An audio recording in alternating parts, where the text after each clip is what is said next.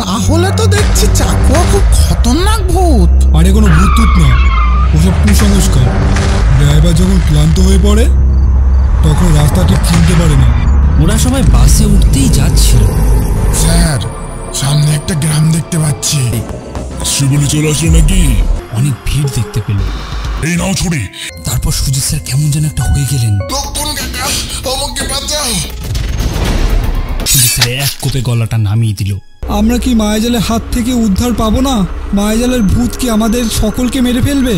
আর কোথাও না দাঁড়িয়ে বাসটাকে এগিয়ে নিয়ে যেতে হবে। হয়তো এটা আমাবস্যার মায়াজালের ভূত।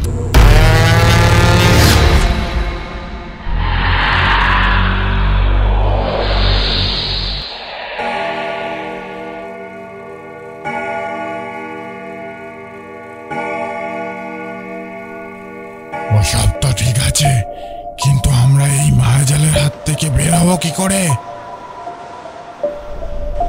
এখন কেবল একটাই উপায় আছে, কিন্তু এতে রক্তপাত হওয়ার সম্ভাবনা আছে। কি সেই উপায়? মায়াজালের ভূত আমাদের কারো না কারো মৃত শরীরের ভিতরে ঢুকে আছে। আগে তাকে খুঁজে বার করতে হবে, তারপর তাকে মেরে ফেলতে হবে। কারণ তার আত্মা মৃত শরীরের উপর বেশিক্ষণ কবজা করতে পারে না। যখনই ওকে মারবো তখনই ও মৃত শরীরকে ছেড়ে দেবে, আর তারপর সে আর কোনো মৃত শরীরের ভিতরে ঢুকতে পারবে না। কারণ মায়াজালের ভূত এক রাতে শুধুমাত্র একটা শরীরই কবজা করতে পারে। আমাদের মধ্যে মায়াজালের ভূত কে হতে পারে? ওই মায়ার ভূত পিছনে শুয়ে থাকা ছেলেদের মধ্যে নেই, কারণ ওরা কেউই হুঁশে নেই। আমাদের 5 জনের মধ্যেই একজনের শরীর কবজা করে রয়েছে। কি আমরা 5 জনই তো বেঁচে আছি? না, আমাদের মধ্যে একজন প্রথমেই মারা গেছে। ওকে মায়াজালের ভূত মেরে দিয়েছে আর ওর শরীরটাকে কবজা করে নিয়েছে। কবজা করার পরে মৃত শরীর দেখতে একদম জীবন্ত মানুষের মতো লাগে। কিন্তু কে সে? তখন সুকান্ত চুপচাপ হয়ে গেল এবং রাহুলের দিকে তাকালো। বাস তখনও জঙ্গলের রাস্তা দিয়ে চলছিল। ড্রাইভার বাস চালাতে চালাতে পিছনের কথোপকথন শুনছিল, কারণ ও জানতো যদি বাস থামায় তাহলে মায়াভূত তাদের সকলকে মেরে ফেলবে। বাসের ভিতর নীরবতা ছেয়ে গেছিল।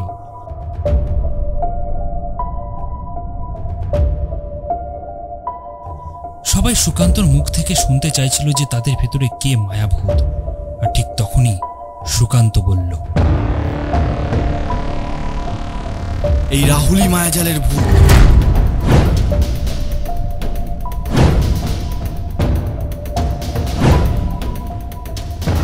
এই, তোর মাথা ঠিক আছে তো? কি এসব উল্টোপাল্টা বলছিস? মানছি তো কাকা অনেক ভূতের গল্প লিখেছে, তাই বলে তুই যা তা বলতে পারিস না। বিশ্বাস করো সবাই, রাহুলই মায়াজালের ভূত। যখন আমরা ওই নির্জন জায়গায় টয়লেট করতে গেছিলাম তখনই রাহুলকে একটা ছায়ার সঙ্গে কথা বলতে দেখেছিলাম। আর সেটা দেখতে গিয়েই আমার পায়ে কাঁটা ফুটে গেছিল। আর তখনই আমি চিল্লিয়ে উঠি, আর তখনই সেই ছায়াটা অদৃশ্য হয়ে যায়। হয়তো তখনই ও রাহুলকে ধরেছিল আর ওর শরীর কবজা করে নিয়েছিল। স্যার, তাড়াতাড়ি তাড়াতাড়ি ওকে মেরে ফেলুন, না হলে ও পালিয়ে যাবে। এটা শুনে সবাই অবাক হয়ে গেল, কিন্তু সুকান্তর কথায় কিছু তো দম ছিল। এই সুকান্ত, মুখ সামলে কথা বল। ভাগ্নে হয় ও আমার। কেউ যদি ওর গায়ে হাত দিয়েছিস তো তাকে মেরে ফেলবো। স্যার, গোপালের কথা শুনবেন না। আমারও মনে হয় এই মায়ার ভূত। কেননা আমরা সবাই সুকান্তকে চিৎকার করতে শুনেছি। মিথ্যা কথা বলছে না। সন্দেহ তো সুকান্তর উপরেও হচ্ছে আমার। ও তো টয়লেট করতে জঙ্গলের পিছনে গিয়েছিল, আর দেখাই যাচ্ছিল না।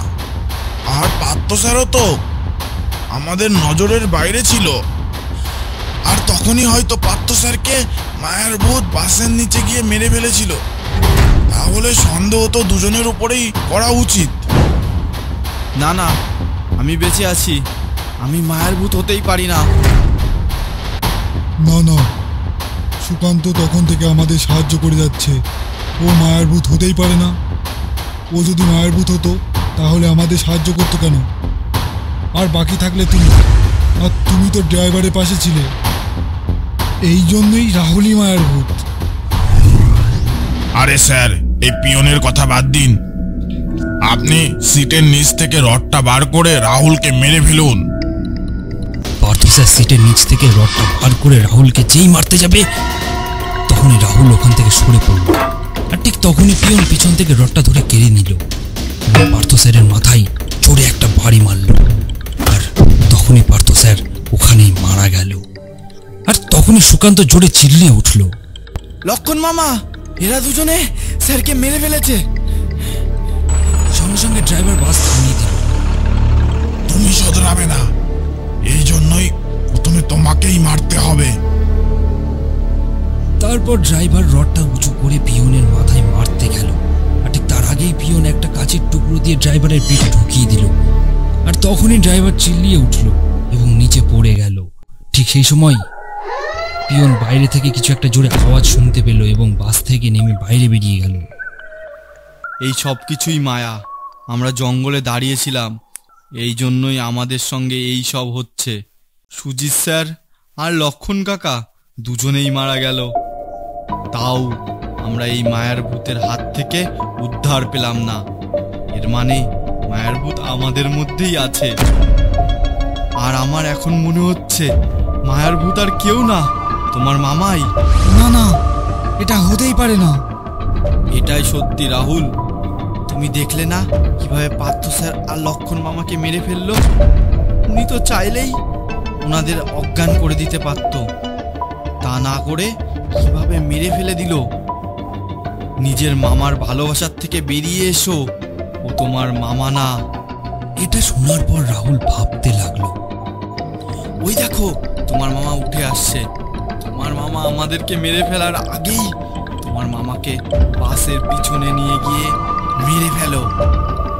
আমি এখান থেকে বাসটা এগিয়ে নিয়ে যাওয়ার চেষ্টা করছি। তুমি কি বাস চালাতে পারো? আরে আমার মামার ট্রাভেল এজেন্সি, এই জন্যই আমি অনেক আগেই বাস চালানো শিখেছি মামার কাছ থেকে।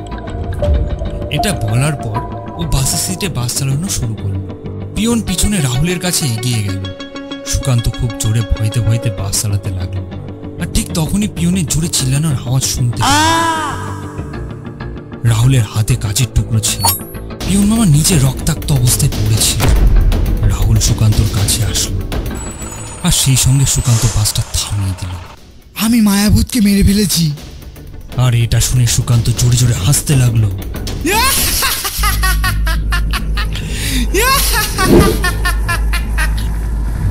হাসতে হাসতে সুকান্তর চোখ দুটো হঠাৎ লাল হয়ে গেল। কিন্তু মায়া জালের ভূত তো আমি।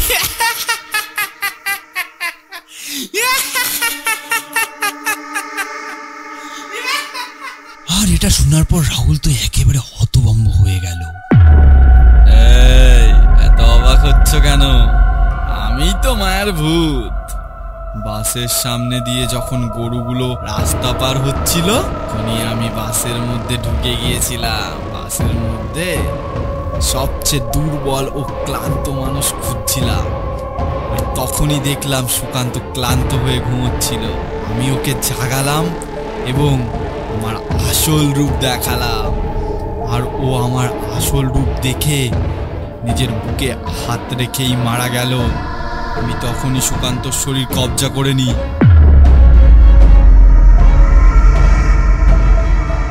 যখন তোকে দেখলাম তুই অর্ধনিদ্রায় ঘুমাচ্ছিলিস, টয়লেটে যাওয়ার জন্য চিন্তা ভাবনা করছিলিস, তখনই আমি আমার খেলা শুরু করলাম।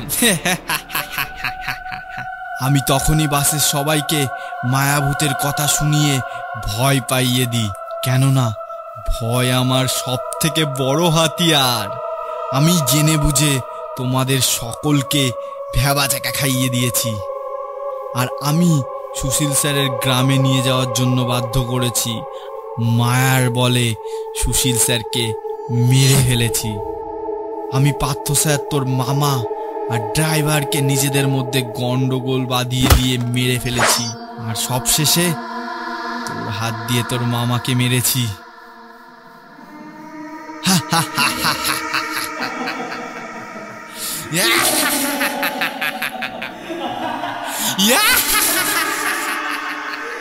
এটাই আমার খেলা, মানে আমার শিকার ছিল। যে তুই নিজের মামাকেই মেরে ফেললি, যে তোকে বাঁচানোর জন্য নিজের জীবনের ঝুঁকি নিয়ে দুটো মানুষকে মেরে ফেললো, আর তোর বেঁচে থেকে কি লাভ? এটা শুনে সুকান্ত চোখে জল চলে আসলো। ও নিজের ভুল বুঝতে পারলো। রাহুল, এসো আর বসো এই ড্রাইভিং সিটে, আর মেরে দাও কোনো একটা গাছে। এটা শুনে রাহুল নিজের চোখের জল মুছছিল আর জোরে জোরে চিৎকার করে উঠল, মামা! মায়াভূত তখনই ঘুরে দাঁড়ালো, আর তখনই পিয়ন লোহার রড দিয়ে মায়াভূতের মাথায় এক জোরে আঘাত করলো, আর মায়াভূতটা তখনই মাটিতে লুটিয়ে পড়ল। তোমার কি মনে হলো তুমি কি একাই খেলতে পারবে? আর আমার তো তখনই সন্দেহ হয়েছিল যখন তুমি পার্থ স্যার এবং লক্ষণ কাকার মৃত্যু দেখে হাসছিলে। তুমি নিজের খুশি লোকাতে পারোনি। তখন আমার মাথায় তোমার ব্যাপারে একটা কথা আসলো। জেনে বুঝে তুমি আমাদের মায়াজালে আটকেছ, আর তোমার জন্য সুজিত স্যার মারা গেছে। তুমি আমার উপর মায়াভূত ভর করার মিথ্যা অপবাদ দিলে, আর আমার মামা পার্থ স্যার এবং লক্ষণ কাকার জীবন নিয়ে নিলে, আর তারপর সব শেষে আমাকে আমার মামার জীবন নিয়ে নিতে বললে। আর তারপর যখন বললে যে তোমার মামা ট্রাভেল এজেন্সিতে আছে, তখন আমার সন্দেহ আরও গভীর হলো। কেননা তোমার মামা তো আমাদের কলেজের বাইরে ফুচকা বিক্রি করে। রাহুল ওর মামার হাত থেকে লোহার রড নিল এবং মায়াভূতকে বলল, এখন তুমি নিশ্চিন্তে তোমার শিকার করার জন্য পরের অমাবস্যার অপেক্ষা করো। তারপর ওই লোহার রডটা দিয়ে মায়াভূতের মাথায় একটা জোরে আঘাত করলো, আর সেই সঙ্গে মায়ার ভূত ওই শরীর থেকে বাসের বাইরে বেরিয়ে এসে জোরে চিৎকার করতে লাগলো এবং ভস্ম হয়ে গেল। তারপরও নিজেই মুক্তি পেয়ে গেল, কারণ এটাই সৃষ্টির নিয়ম যে অমাবস্যার ভূত যদি নিজেই শিকার হয়ে যায় তাহলে সে নিজেই নিজের জীবন থেকে মুক্তি পেয়ে যাবে। এরকম আরও ভিডিও দেখতে আমাদের চ্যানেলটিকে সাবস্ক্রাইব করে নোটিফিকেশন বেলটি প্রেস করে দিন, যাতে নতুন ভিডিও এলে আপনি আগে দেখতে পান। ধন্যবাদ।